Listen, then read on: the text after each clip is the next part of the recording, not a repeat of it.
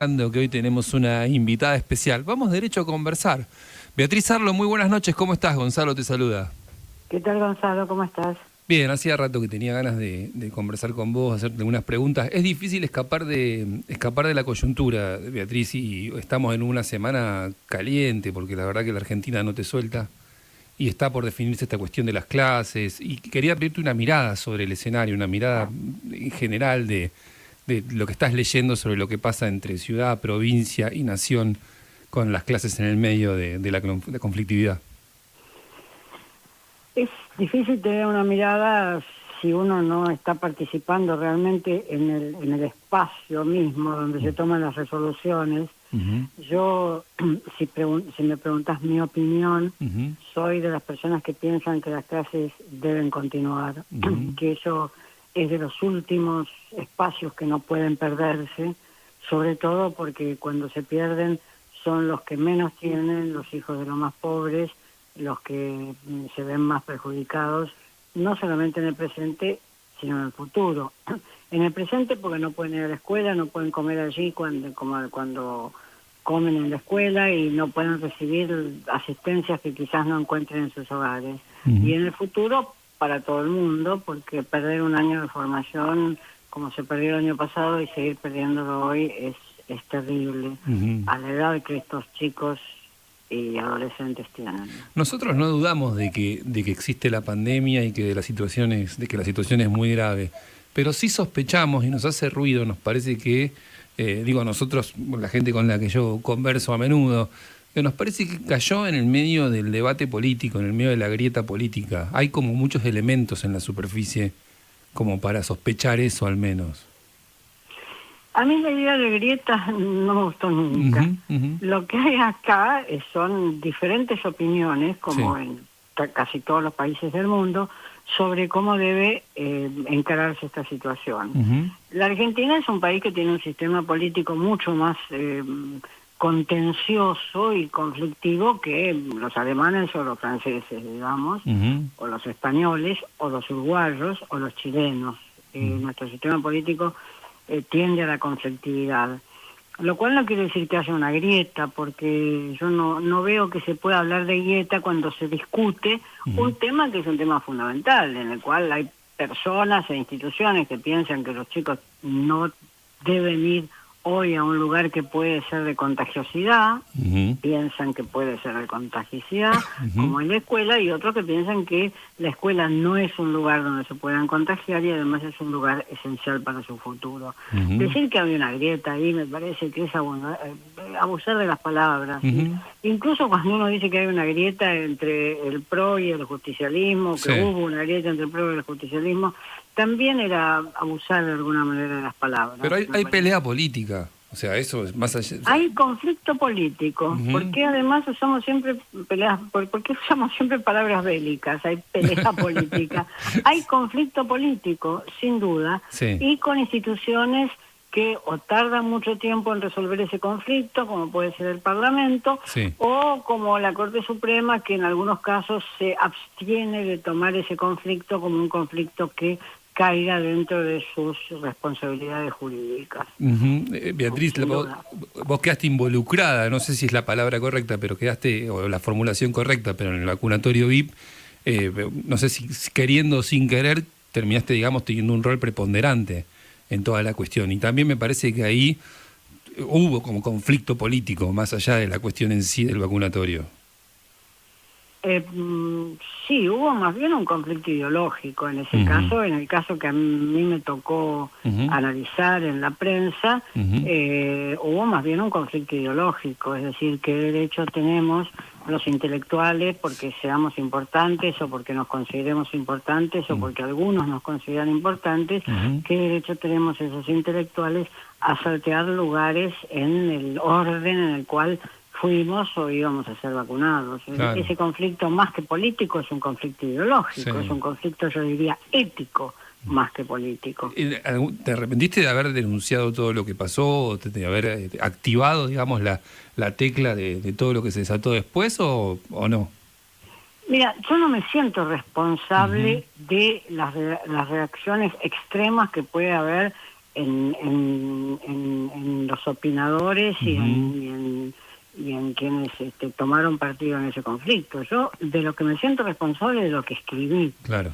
Y de lo que seguí escribiendo. No, digo, pues genera desgaste o no. Supongo que por ahí estás curtida y seguramente, pero también genera desgaste la exposición y quedar todo el tiempo, digamos, atravesada por el fuego cruzado. De eso no te quepa la menor duda. No, claro. De eso no te quepa la menor duda. Yo, por suerte, me he acostumbrado a no mirar nunca las redes sociales, donde sé que se dice de todo de mí. Sí. O sea, no las miro jamás. Sí, nunca tuve una cuenta en redes sociales. Tuve al principio una cuenta para stalkearlas, como se dice, para ver qué pasaba Para allí. chusmear. Ahora ni siquiera la uso. Al principio, cuando empezaron a ser muy populares en el discurso público, tuve una cuenta para mirar. Pero mis formas de expresión son las formas que estamos usando en este momento, donde vos sabés quién soy, y yo sé quién sos vos, y de dónde me estás hablando. Esa es una forma de expresión. Y la otra, fundamental en mi vida, es la escritura. Exacto. Lo que está escrito, está escrito. No le podés pasar por encima blanqueador a un diario. Es cierto, es una buena imagen. Pero fíjate que mientras te escucho estaba pensando que esta semana Sigman, el fabricante de medicinas, hizo un descargo por Twitter.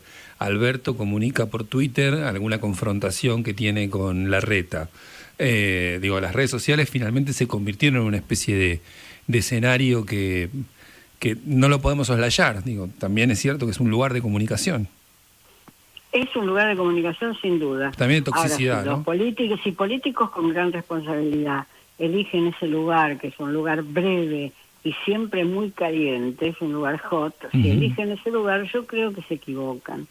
Un presidente o un ministro tiene como posibilidad dirigirse a la opinión pública a través de los medios de comunicación donde será escuchado. De hecho, Fernández es escuchado cuando interviene en los canales de televisión. O sea que esa posibilidad existe. Y es menos dudosa, es menos conflictiva, es menos posible que se te salga la chaveta en un canal de comunicación donde vos sabés que te están escuchando y que te están filmando, estar a las 12 de la noche diciendo, a ver, a le voy a contestar y ya vas a ver cómo lo atravieso de lado a lado. Que me parece que es la dinámica que de alguna manera imponen, por lo menos en Argentina, las redes sociales. Yo no digo que lo impongan en todo el mundo ni que ese sea su destino, pero en Argentina parecen tener un destino muy conflictivo. Para cerrar el tema de vacunas que me quedó pendiente, con Kicillof nunca hablaron, ¿no? Después de lo que pasó y de todas las acusaciones y la mujer... Yo nunca he hablado con Kicillof, no. La mujer de Kicillof, que ella habló, hizo también una explicación y que ella era la que te había convocado, entiendo. Fue así, digamos, la cronología. No fue ella la que me convocó directamente, a través de un editor, sino que a través de una persona me convocó.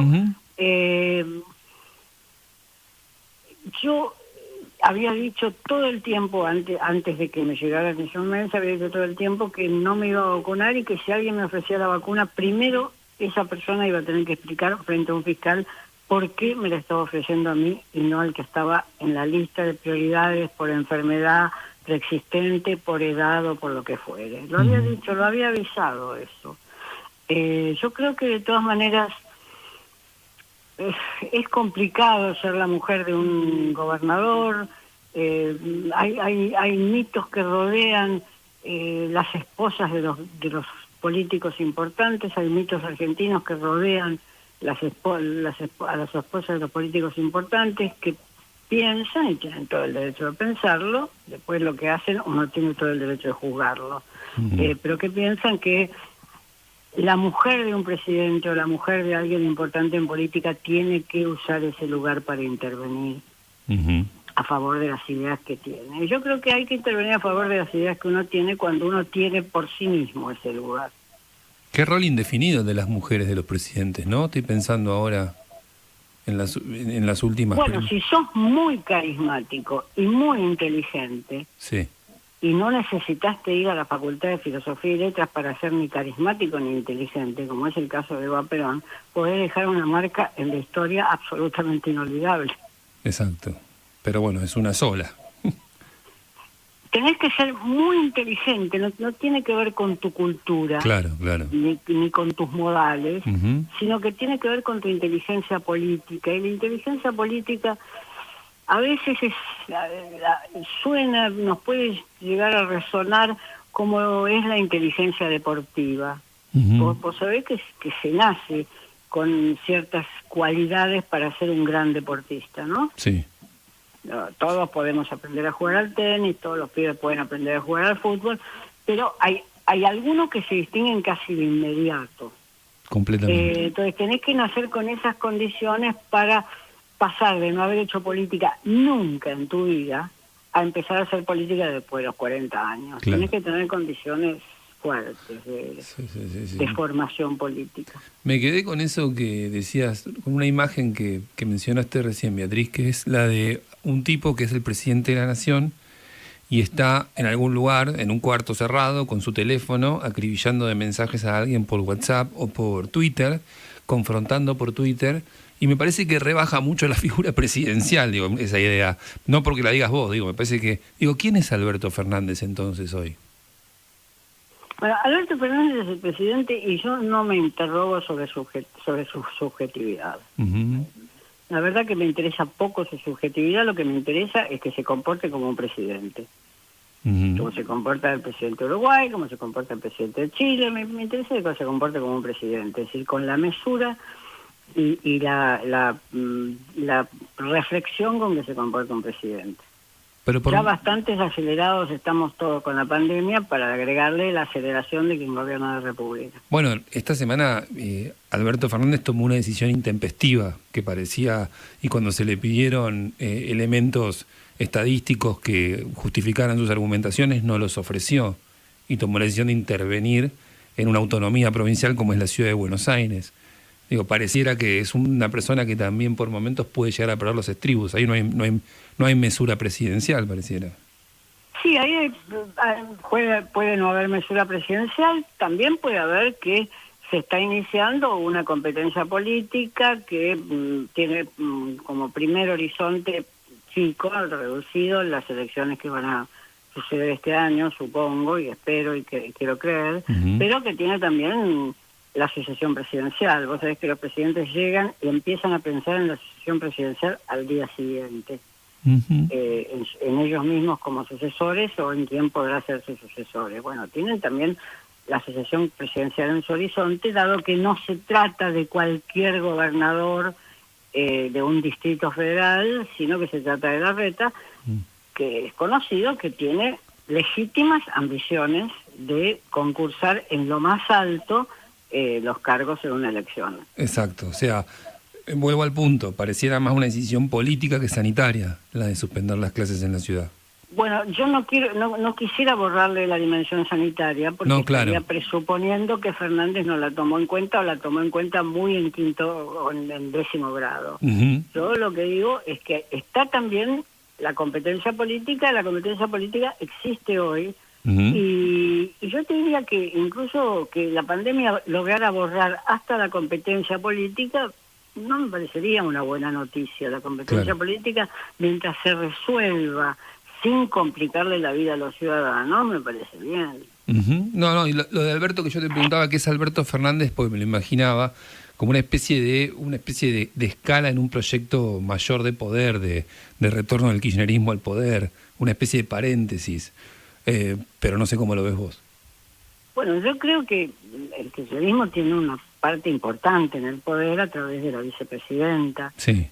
No podemos pensar que ese silencio, que es un silencio muy inteligente, es un silencio en el cual ella luego, en conversaciones que uno puede suponer, o en miradas o en pequeños comentarios, luego no intervenga en la política. Es interesante porque hay algo que a Cristina no la orada de toda esta situación. Pareciera que se preserva de perder algún tipo de capital.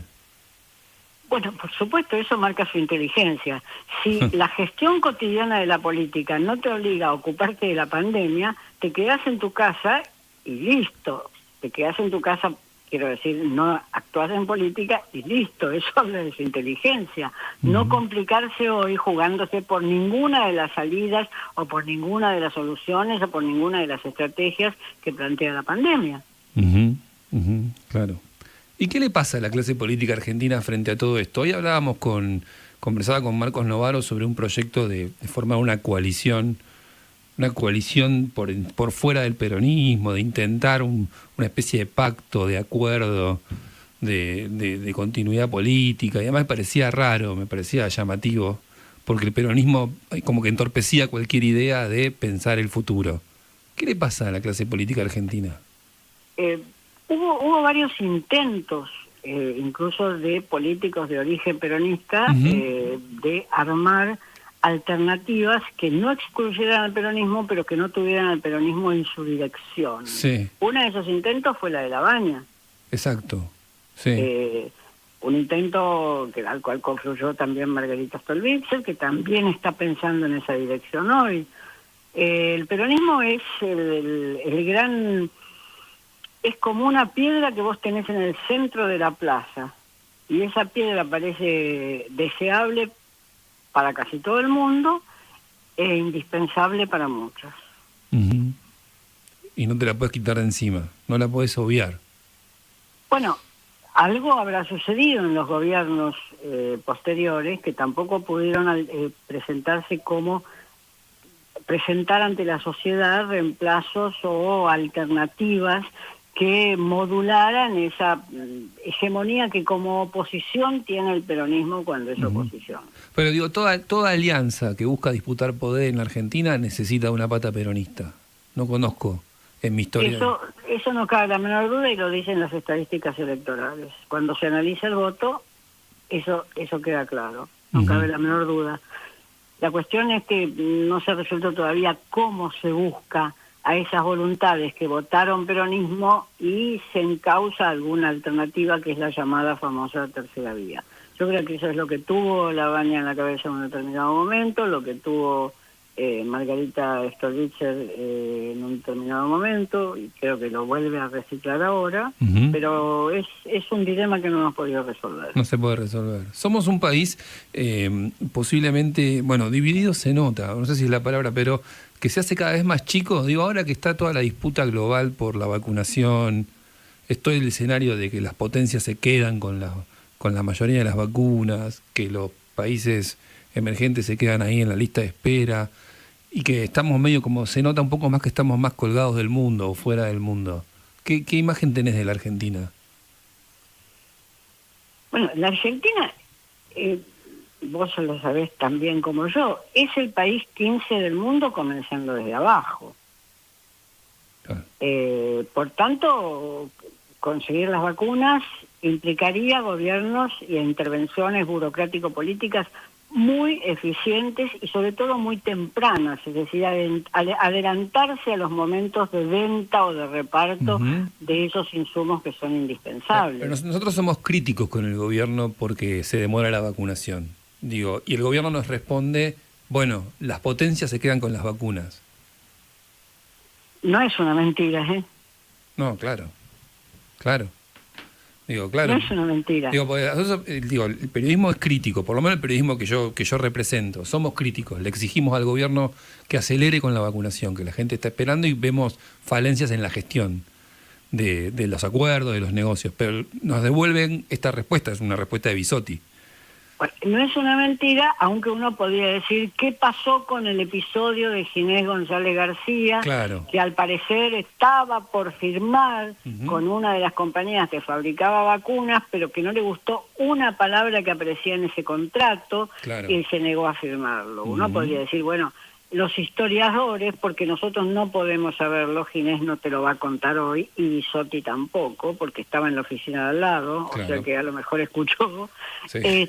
No te lo van a contar hoy, pero algo pasó, la Argentina estuvo cerca de las vacunas, al parecer, estos son todas hipótesis, y hubo una palabra que se cuestionó en uno de los contratos, sí, y las vacunas, y no se pudo firmar ese contrato. Y apareció un país que se supone que lo subestimamos a veces, y es un país enorme que es Uruguay, y aprovechó las vacunas que Argentina no cerró.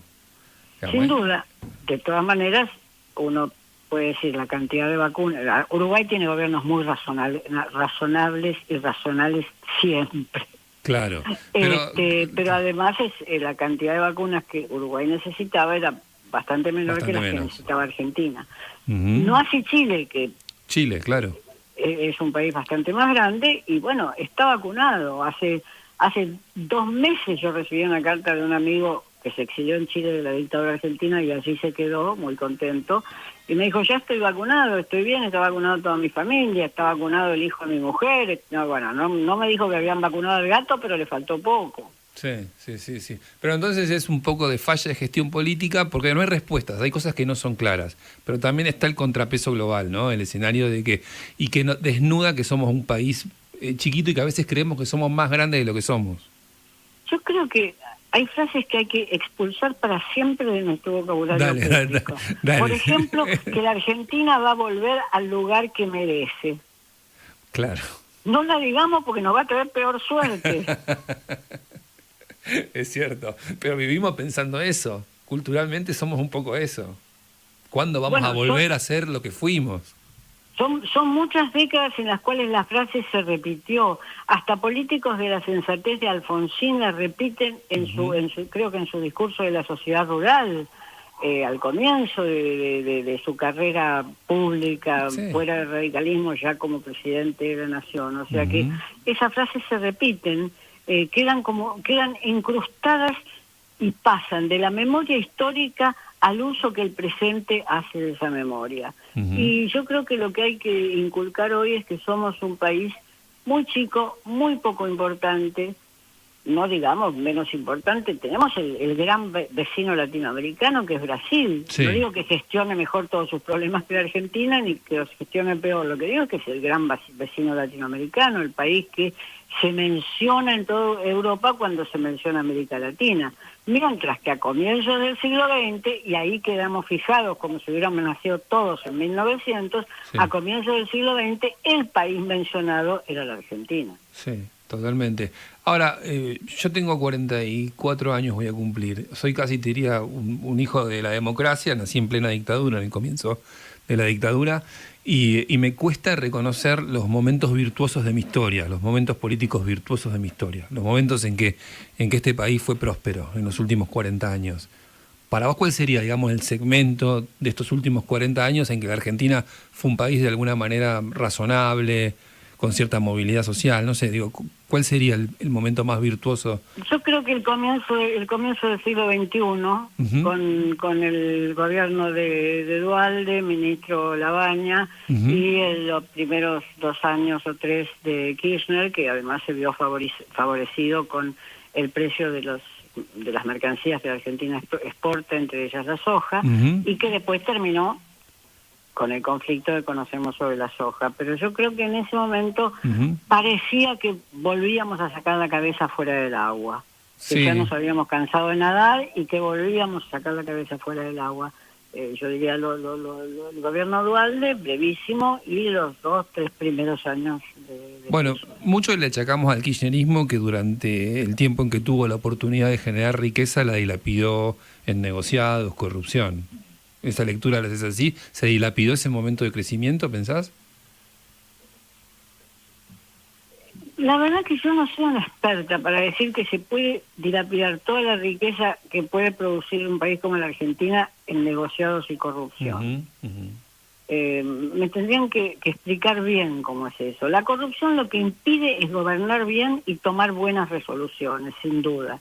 Y entonces uno puede decir, bueno, eso puede conducir a dilapidar nuestras posibilidades, pero no soy una experta para decir, bueno, como hubo corrupción cuando se contrató tal ruta y tal ampliación y tal, entonces la Argentina quedó rezagada como quedó.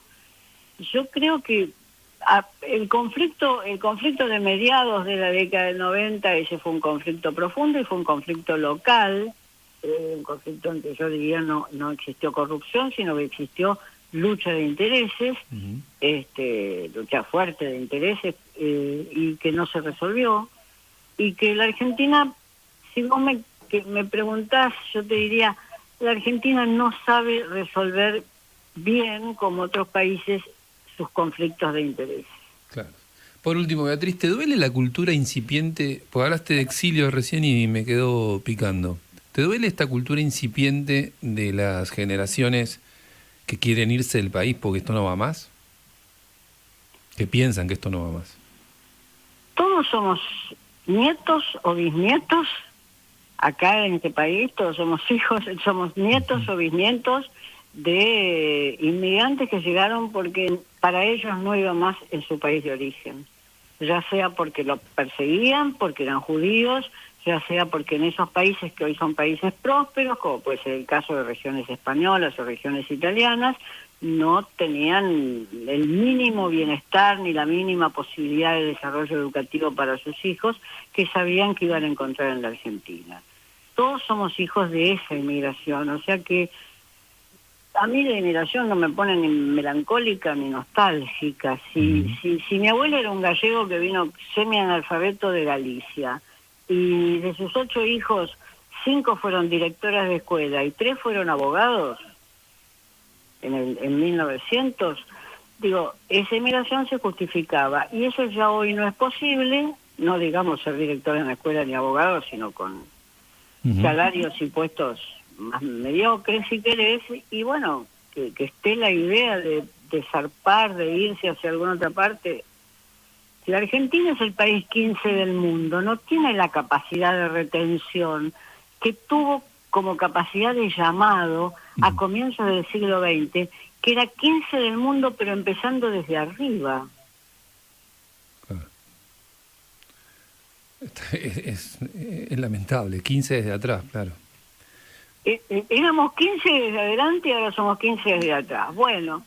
A mí me desespera un poco la idea de que uno no migra a la prosperidad en ese viaje del siglo XX, del principio del siglo XX. La migración era hacia la prosperidad. Uno piensa que migra a Europa a una mejor vida y también migra a condiciones precarias y a la pobreza. No es tan lineal que uno migra a salvarse. Migra a hacer contenido por algo, pero no es que uno se va... Digo, pero está esa idea imperando en mucha gente de mi edad. Noto que muchas familias están planteando, bueno, si esto ya no va. Es probable que esté y es comprensible. Cuando tu presente te resulta difícilmente tolerable, tenés la idea de fugar hacia adelante. En algunos momentos la fuga hacia adelante de los inmigrantes italianos y españoles y judíos que llegaron a comienzos del siglo XX fue una fuga hacia adelante que tenía grandes perspectivas, claro, y demostró tenerlas. Claro. No sé qué pasa con la fuga hacia adelante, la fuga transatlántica de quienes van a Barcelona. A lo mejor terminan vendiendo billute en la calle, lo mismo que lo venderían en Rivadavia y Rincón. Bueno, claro. Piensan que quizás es mejor venderlo en Barcelona, pero es solo eso y nada más. Y quizás sí, porque quizás tengan más asegurado un sistema de salud, claro, o quizás es por eso, quizás sí. Es ir en busca de esas seguridades. Beatriz, te agradezco el tiempo. No, gracias a vos por la conversación. Te agradezco mucho, fue una conversación muy agradable. Hasta la próxima. Chao, hasta luego. Un saludo. Beatriz Arlos en Ladran Sánchez, vamos.